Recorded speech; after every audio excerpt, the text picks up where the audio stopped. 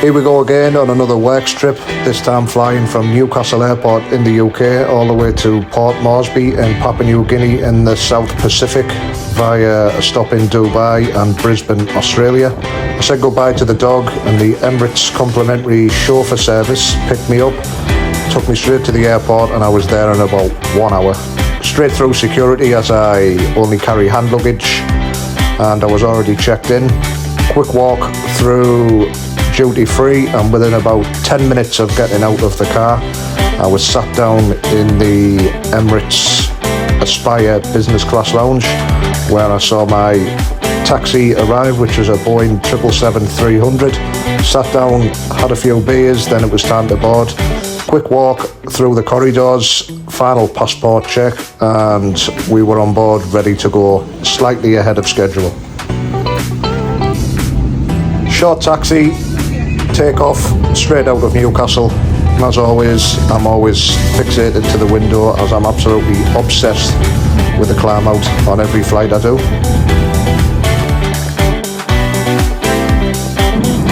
Once we got into the cruise, it was time for the Emirates meal service, which is always absolutely superb. Plenty of red wine, plenty of beers. Watched a few movies, and as I always do, I went for a little walk around the plane just to be nosy, nothing else. After a short sleep, we were approaching Dubai, really smooth approach and landing. And we landed about 20 minutes ahead of schedule, which is always good.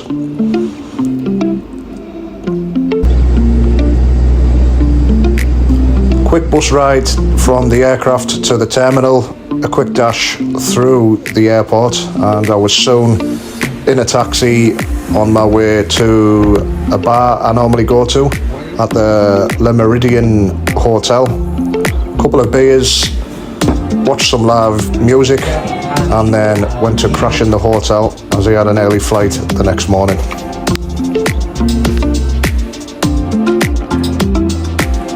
Bright and early the next morning, I called an Uber to go back to the airport, took me to the business class terminal, which was really quiet. Short walk through the terminal and I was soon at the gate. And this time we were boarding an Airbus A380 for a 14-hour flight in business class all the way to Brisbane in Australia. Up the stairs to the business class cabin via the first class cabin, which I haven't been lucky enough to experience yet, but business class is just as good. Because I was absolutely shattered from the night before, I didn't get any pictures or videos of the takeoff because I fell asleep as soon as I got on the plane. Once again, the food on this Emirates service was absolutely superb, and after a couple of hours sleep, we were on approach into Brisbane.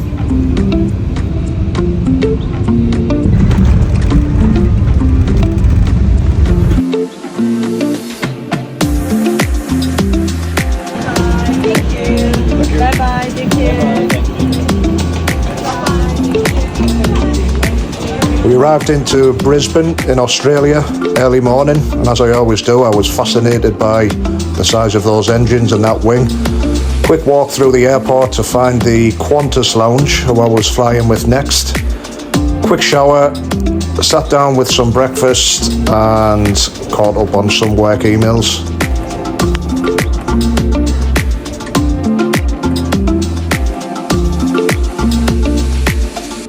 We were called for the flight, so again it was a quick walk through a quite empty Brisbane airport, to be honest. This time we were boarding a Boeing 737-800 for a short 3-hour flight from Brisbane into Port Moresby. I didn't get any videos of the takeoff because I made a schoolboy error and I sat in the wrong seat. I sat in the window seat, but I was actually supposed to be in the middle seat, so I had to switch for the takeoff. But then the lady who was sat in at the window seat decided to move to a seat in front, so I got the window seat. And I'm not quite sure what that was I was eating, but the chocolate sweet was quite nice. I watched one movie purposely, which lasted about 3 hours, so it killed the flight time. Before I know it, we were on approach into Port Moresby, Jackson's International Airport, where we landed at about midday. As always, I was through the airport quite quick.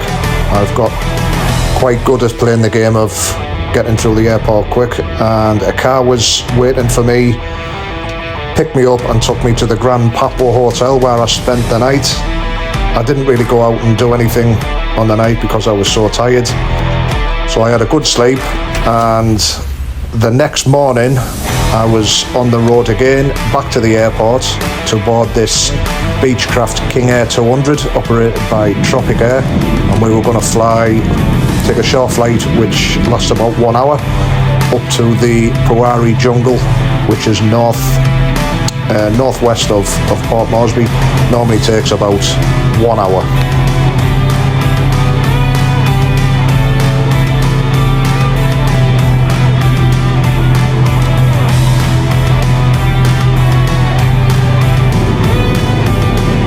We were warned by the captain before we took off that the weather in the Puari jungle area was quite bad. Lots of heavy rain, lots of low cloud, and it was possible we might have to turn back. So we were circling the airstrip at about 1,500 feet while they were waiting for the cloud level to rise. But it seemed like we were going round and round forever, and I could overhear the crew talking about going back to Port Moresby, but they persevered, and then we started descending again, and eventually we got down to about 500 feet, and knowing that there's a lot of high ground in that area and we were in the cloud and could not see, I was actually getting quite worried that we would fly into the side of a hill. So here we are down to about 500 feet. I could overhear them saying they were expecting a break in the cloud where hopefully the airstrip in the Puari airstrip would come into view. The plane was being absolutely battered by rain. We were still in cloud, and I was clutching my seat a little bit, worried we were a little bit too low. We were almost skimming the trees. Then all of a sudden there was a gap in the cloud and the airstrip came into view.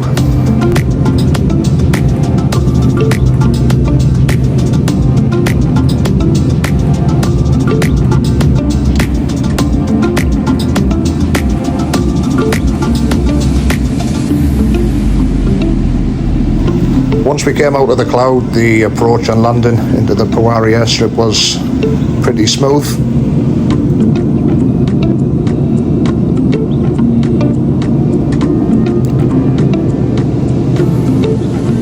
We landed about halfway up the runway, turned around, did a 180 and backtracked all the way back to the terminal.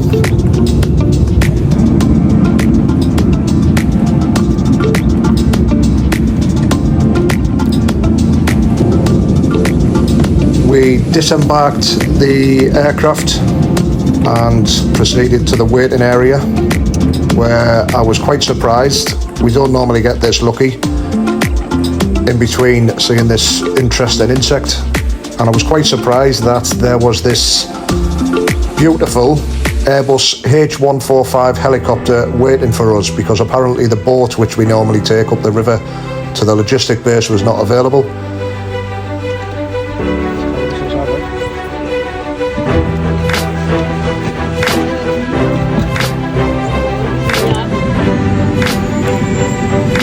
So we boarded this helicopter, and it was a short 5-minute flight from the airstrip to the logistic base where we all live and work. And again, I'm absolutely obsessed with the scenery in this working location. It absolutely amazes me all the time.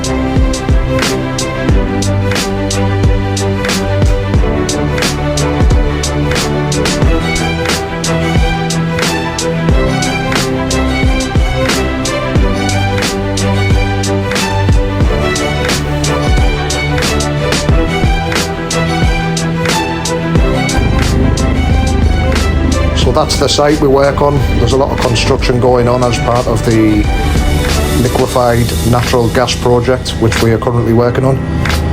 5 minutes after leaving the airstrip, we were touching down at the base, where I disembarked, went to the reception, got my room key and proceeded to my room. to get ready for 5 weeks of work.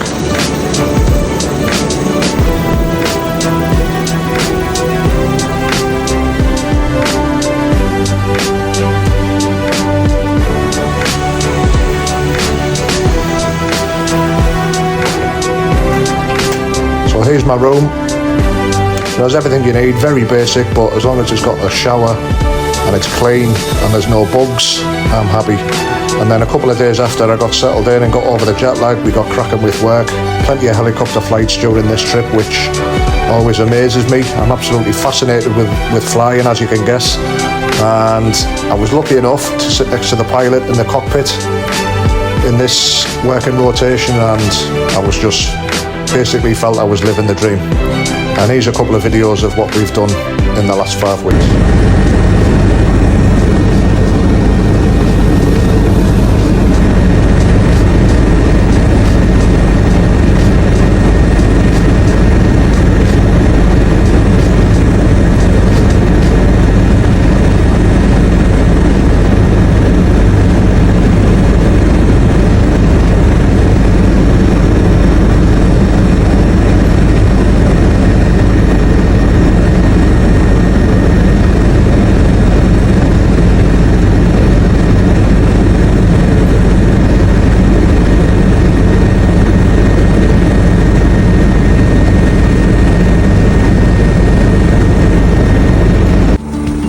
We flew up to one of the remote camps where some people were staying, where some work's ongoing. We had to trek through the jungle, which is not easy in this heat and with the terrain.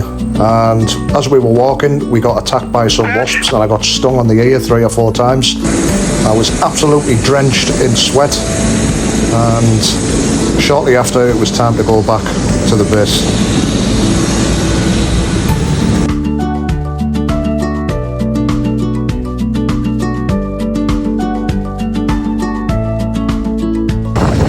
We also did some helicopter cargo operations. This is how we move general cargo around the field. We were using this Russian Mi-8 helicopter and also this BK-117 helicopter, lifting loads in cargo nets, mainly to the local communities. And we also did some snake handling training, because there's a lot of snakes around here.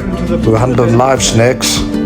Thankfully their fangs had been removed, but it was still quite scary. And we also cracked on with the construction of this new heavy lift quayside, because the existing one is sinking into the river, using this crane and vibrating hammer equipment.